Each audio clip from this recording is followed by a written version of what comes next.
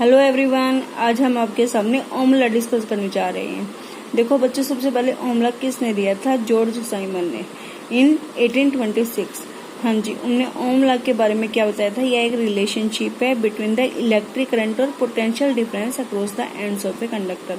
देखो, जो हमारा कंडक्टर होता है उनके एंड्स पे जो पोटेंशियल होता है उनका डिफरेंस, पोटेंशियल डिफरेंस और इलेक्ट्रिक करंट के बीच में यह एक रिलेशनशिप है।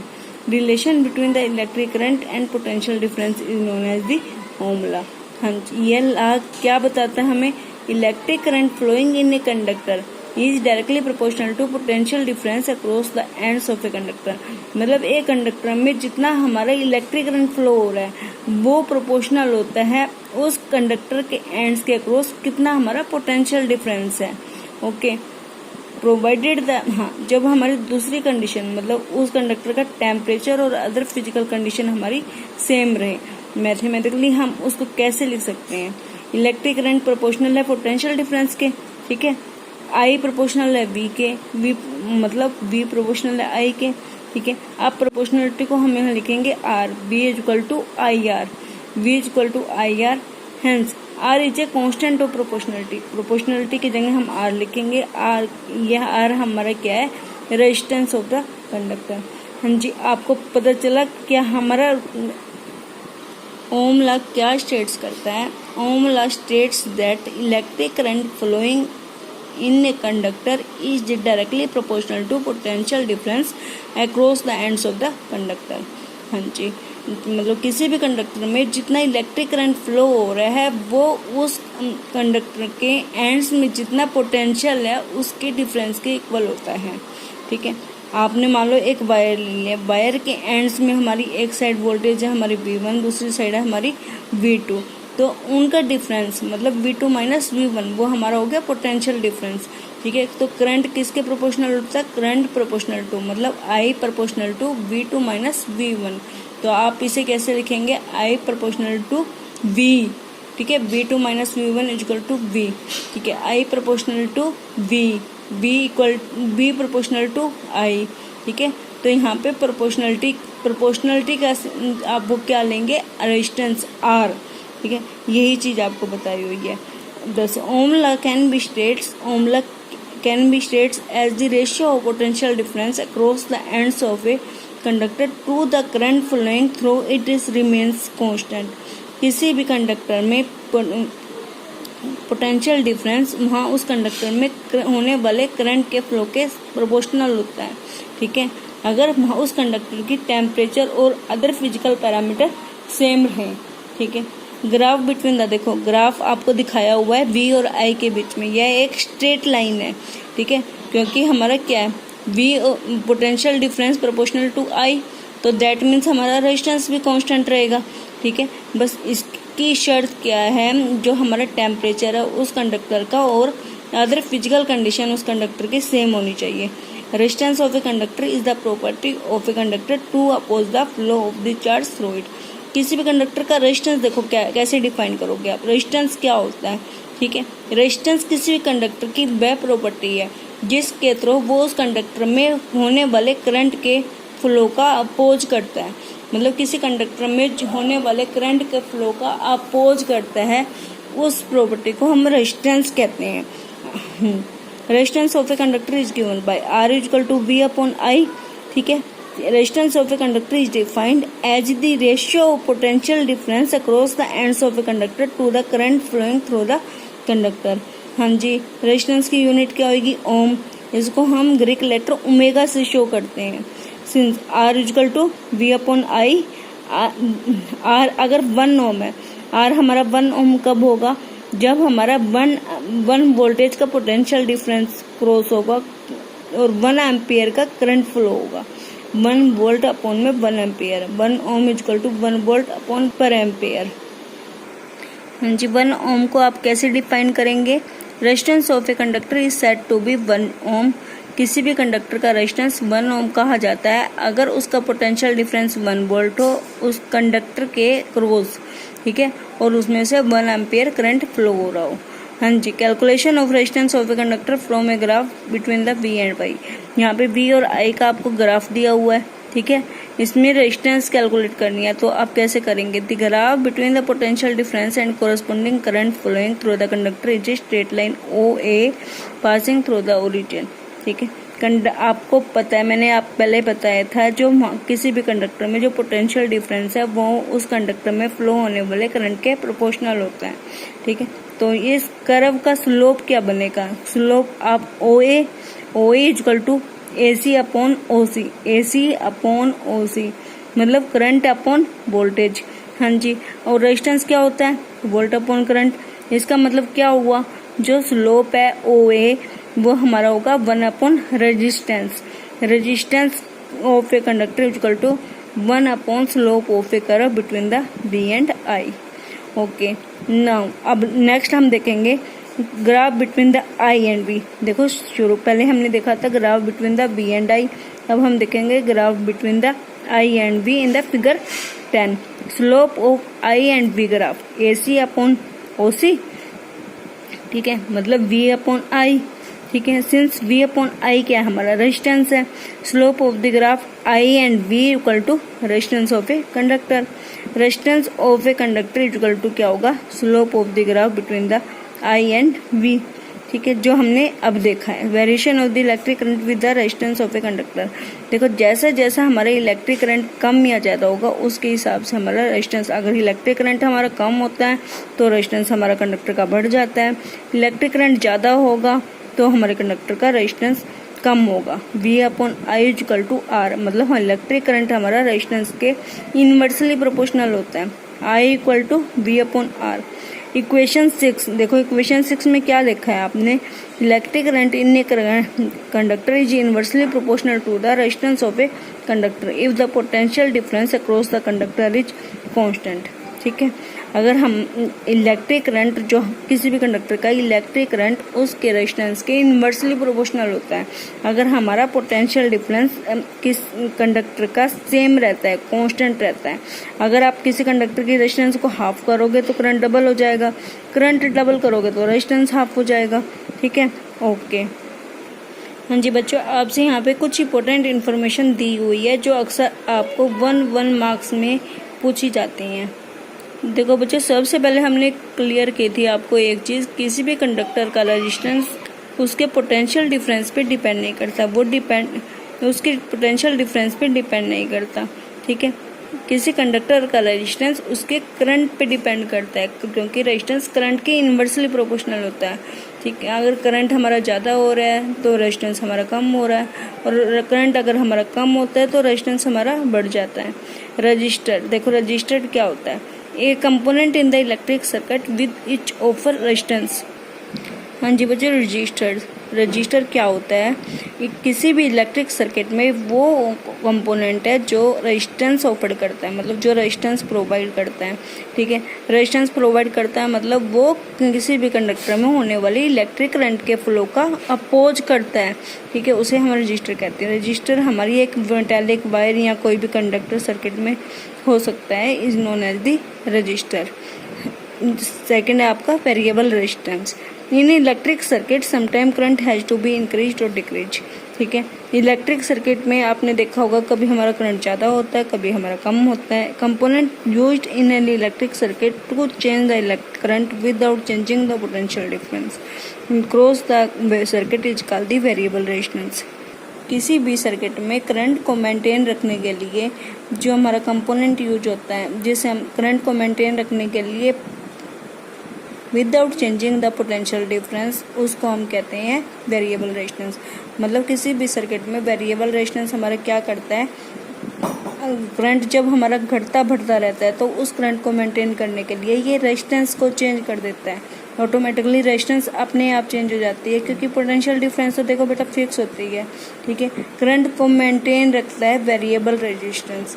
ठीक है, रेजिस्टेंस हमारी कम या ज़्यादा हो जाती है जिसकी वजह से हमारा सर्किट सेफ रहता है।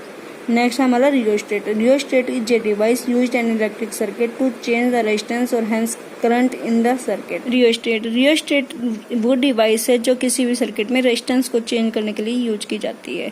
रेजिस्टेंस चेंज होगा तो करंट भी चेंज होगा। इसका मतलब क्या है, रियोस्टेट हमारा वेरिएबल रेजिस्टेंस की तरह काम करती है। अगर हमने सर्किट में रेजिस्टेंस या करंट चेंज करना हो तो हम रियोस्टेट का यूज करेंगे। जैसे जैसे रेजिस्टेंस वेरी करेगा करंट ऑटोमेटिकली वेरी करेगा। गुड कंडक्टर, हाँ जी, गुड कंडक्टर क्या होता है, ए कंडक्टर या मटेरियल, कोई कंडक्टर या मटेरियल जो बहुत कम रेजिस्टेंस ऑफर करता है to the flow of electron या electric current in an electric circuit is known as the good conductor. Good conductor हमेशा बहुत ज़्यादा कम रेजिस्टेंस ऑफर करता है, ठीक है। In other words electric current flow easily through a good conductor. इसके example दिए हुए हैं silver, copper, aluminium are the good conductor. इनमें से सिल्वर सबसे बेस्ट कंडक्टर है इलेक्ट्रिसिटी के लिए। पुअर कंडक्टर क्या होता है, वो कंडक्टर जो ज़्यादा हायर रेजिस्टेंस ऑफर करता है to the flow of electron या इलेक्ट्रिक करंट, ठीक है, in electric circuit is known as the poor conductor. जैसे आयरन हमारा पुअर कंडक्टर है। इंसुलेटर क्या होता है, वो मटेरियल जो बहुत ज़्यादा हायर रेजिस्टेंस ऑफर करता है to the flow of electron या electric current in an electric circuit is known as the insulator. Example rubber meter. जैसे आपने सुना होगा, जब भी हम कोई इलेक्ट्रिसिटी का काम कर रहे होते हैं तो हमारे पेरेंट्स हमेशा बोलते हैं चप्पल पहन के करो या कुछ भी, क्योंकि चप्पल पहन के क्योंकि रबड़ हमारे इंसुलेटर है, ठीक है, जिनमें से इलेक्ट्रिक करंट फ्लो नहीं हो सकता और हम शॉक लगने से बच जाते हैं, ठीक है। Electric current does not flow through an insulator. हाँ जी, तो देखो क्या डिफरेंस है तीनों में। गुड कंडक्टर वो होता है जिसकी बहुत कम रेजिस्टेंस होती है, जो बहुत कम रेजिस्टेंस ऑफर करता है, very low. For example silver, ठीक है। पुअर कंडक्टर वो होता है जो थोड़ी ज़्यादा रेजिस्टेंस ऑफर करता है to the flow of current, ठीक है। Example iron. इंसुलेटर बहुत ज़्यादा हायर रेजिस्टेंस ऑफर करता है, मतलब ये अपने अक्रॉस इलेक्ट्रिसिटी को पास ही नहीं होने देता, ठीक है। तो आप एग्जांपल है रबर, ड्राईवुड, प्लास्टिक, ये सारे इंसुलेटर है जो अपने थ्रू करंट फ्लो नहीं होने देते। अब है कोज ऑफ रेजिस्टेंस हमारी क्यों होती है, किसी सर्किट में रेजिस्टेंस होने के क्या कोज है, क्या कारण है। देखो, किसी भी कंडक्टर में बहुत ज़्यादा इलेक्ट्रॉन्स होते हैं, ठीक है। जब हम उस कंडक्टर के अक्रॉस पोटेंशियल डिफरेंस अप्लाई करते हैं, ठीक है, तो इस कंडक्टर में फ्री इलेक्ट्रॉन्स होते हैं तो वो उनके बीच में आपस में कोलिजन हो जाता है। यही ऑपोजिशन, फ्री इलेक्ट्रॉन के फ्लो का यही ऑपोजिशन जो कोलिजन की वजह से होता है, इसी को हम रेजिस्टेंस कहते हैं, is known as the resistance of the conductor. जितना ज़्यादा कोलिजन होगा इलेक्ट्रॉन्स का, ठीक है, किसी कंडक्टर में, उतनी ही ज़्यादा उस कंडक्टर की रेजिस्टेंस होगी। हम नेक्स्ट देखते हैं बेटा एक्सपेरिमेंट 1 वेरीफाई ओमला। हम अक्सर पेपर में एग्जाम में ही पूछा जाता है ओमला को वेरीफाई करो। तो देखो, ओमला को वेरीफाई करने के लिए आप कौन कौन से ऑपरेटर्स यूज करोगे। सबसे पहले आपने एक कंडक्टर लेना है रेजिस्टेंस आर का, मीटर लेना है, वोल्ट मीटर लेना है, एक बैटरी लेनी है, वेरिएबल रेजिस्टेंस मतलब रियोस्टेट लेना है, ठीक है, कनेक्टिंग वायर्स लेनी है, की लेनी है और एक सैंड पेपर लेना है। प्रोसीजर, सबसे पहले जो भी आपने ऑपरेटर्स लिए हैं उसको फिगर के दिखाए अनुसार उसको उन ऑपरेटर्स को जोड़ दो। Close the key so that the current flow. उसके बाद की को क्लोज कर दो ताकि आपके सर्किट में करंट फ्लो हो जाए। Note down the potential difference across the conductor P Q of the resistance R shown by the voltmeter and corresponding current shown by the ammeter. जैसे ही आपके करंट सर्किट में से इलेक्ट्रिसिटी का flow होना शुरू हो जाएगा, आप एमीटर और वोल्टमीटर की रीडिंग नोट कर लो। एमीटर और वोल्टमीटर की रीडिंग होने के बाद थोड़ा सा रियोस्टेट घुमा दो। रियोस्टेट के ऊपर जो नोब है, नोब को घुमा दो। नोब घुमाने से आपकी रेजिस्टेंस बढ़ जाएगी। उसके बाद फिर वोल्टमीटर एमीटर की रीडिंग नोट करो। यही स्टेप आपने 4 और 5 टाइम रिपीट करना है और कॉन्टिन्यूसली वोल्टमीटर एमीटर की रीडिंग नोट करनी है। Observe, repeat the experiment at least 5 times by increasing the current. जैसे जैसे आप नोब घुमाओगे, रियोस्टेटर में नोब को चेंज करोगे, आपका करंट इंक्रीज करता जाएगा और करंट के इंक्रीज करने के साथ साथ अब वोल्टमीटर एमीटर की रीडिंग नोट करते जाओगे, ठीक है। तो यहाँ पे आपने पोटेंशियल डिफरेंस मतलब वोल्टमीटर की रीडिंग, करंट की रीडिंग आपने नोट करनी है स्टेप बाय स्टेप, ठीक है। और उसके बाद V/I, जितना आपका फर्स्ट स्टेप में है पोटेंशियल डिफरेंस, आपने जो भी वोल्टमीटर की रीडिंग ली है, जो आपने करंट की रीडिंग ली है, V/I मतलब ये ऑब्जर्वेशन करोगे आप 6 या 7 स्टेप्स में। हाँ जी, अब रीडिंग नोट करते हुए आप एक ग्राफ प्लॉट करोगे, ठीक है, जिसमें आपकी वोल्टमीटर और करंट की रीडिंग होगी। वोल्टमीटर बी और आई, बी आप लोगे अक्रॉस एक्स एक्सिस और आई लोगे आप वाई एक्सिस के अक्रॉस, ठीक है। आप क्या देखते हो, ओरिजिन से एक स्ट्रेट लाइन जनरेट हो रही है, ठीक है। कंक्लूजन क्या निकलता है, from the graph V and I, ठीक है, current directly proportional to voltage, यही आपका ओम लॉ था। Ohm law is verified. हाँ, इस ओम लॉ को, इस एक्सपेरिमेंट को करते हुए आपने क्या क्या प्रिकॉशन लेने हैं, ठीक है। सबसे पहला प्रिकॉशन है, करंट आपका सर्किट में कॉन्टिन्यूसली लंबे टाइम के लिए फ्लो नहीं होना चाहिए, ठीक है, जिससे वहाँ का किसी भी कंडक्टर का टेम्परेचर ना बढ़े। Therefore plug of the key must be taken out every time after noting the reading of ammeter और वोल्टमीटर। मतलब एमीटर और वोल्टमीटर की रीडिंग लेने के बाद आपने वहाँ की की को प्लग आउट, कुछ टाइम के लिए प्लग आउट कर देना है। सेकंड है, कनेक्शन आपके अच्छे से टाइट होने चाहिए। हाँ जी, हमारे कंडक्टर की रेजिस्टेंस कौन कौन से फैक्टर पर डिपेंड करती है, ठीक है, ये भी बहुत इंपॉर्टेंट क्वेश्चन है और आपका 4 नंबर में पूछा जा सकता है। देखो आपके फैक्टर कौन कौन से हैं, डिपेंड करता है आपके कंडक्टर की लेंथ पे, डिपेंड करता है कंडक्टर के क्रॉस सेक्शंस पे। थर्ड है आपका नेचर ऑफ मटेरियल। फोर्थ है आपका टेम्परेचर ऑफ द कंडक्टर। इन 4 चीज़ों के ऊपर किसी भी कंडक्टर का रेजिस्टेंस डिपेंड करता है। फर्स्ट आपका देखो बेटा, कंडक्टर की लेंथ के ऊपर आपने एक कॉपर वायर लेनी है जिसकी लेंथ L है, ठीक है, और इसको टर्मिनल A और B के बीच में लगाना है, जैसे फिगर 12 में दिया हुआ है। अब उस एमीटर की रीडिंग नोट करनी है, आप रीडिंग नोट करोगे, उसके बाद दोबारा इसके कॉपर वायर को चेंज करना है और दूसरी कॉपर वायर लेनी है आपने जिसका क्रॉस सेक्शनल एरिया सेम होगा और उसकी लेंथ डबल होगी। ना दोबारा इसे कनेक्ट करो A और B टर्मिनल के बीच में, ठीक है। Again note the reading of the ammeter, ammeter की रीडिंग नोट करो। आप क्या देखोगे, जो हमारे सेकंड केस में एमीटर की रीडिंग है वो हाफ है एज कम्पेयर टू जो फर्स्ट केस में एमीटर की रीडिंग नोट की थी उससे। सिंस इसका मतलब क्या है, I equal to D/R। So resistance of the second wire is double than the resistance of the first wire. देखो सेकंड वायर का रेजिस्टेंस हमारा डबल होगा as compare to resistance of the first wire. Resistance अगर double होगा तो that means क्या है, उसके एमीटर की रीडिंग कम हाफ होगी, ठीक है। एमीटर की रीडिंग हाफ होगी तभी तो हमारा रेजिस्टेंस डबल होगा सेकंड वायर का। Thus the resistance of a conductor is directly proportional to the length of the conductor. इसका मतलब कंडक्टर की हमारी जितनी लेंथ होगी उतनी हमारी रेजिस्टेंस ज़्यादा होगी। Resistance is directly proportional to length of a conductor. R directly proportional to L। More the length of a conductor more is the resistance. Second case है आपका dependence on the area of a cross section of a conductor. देखो हम पहले case में हमने ये देखा resistance is directly proportional to length. Second case में हमारा क्या होता है, resistance indirectly proportional to cross sectional area of a conductor. Second experiment में नाउ फिर दो कॉपर वायर लोगे आप सेम लेंथ की, बट उनके क्रॉस सेक्शनल एरिया डिफरेंट होगा, ठीक है। Area of a cross sectional of the first wire is more than the area of this cross section of the second wire. मतलब first wire का cross sectional area ज़्यादा होगा as compare to second wire के।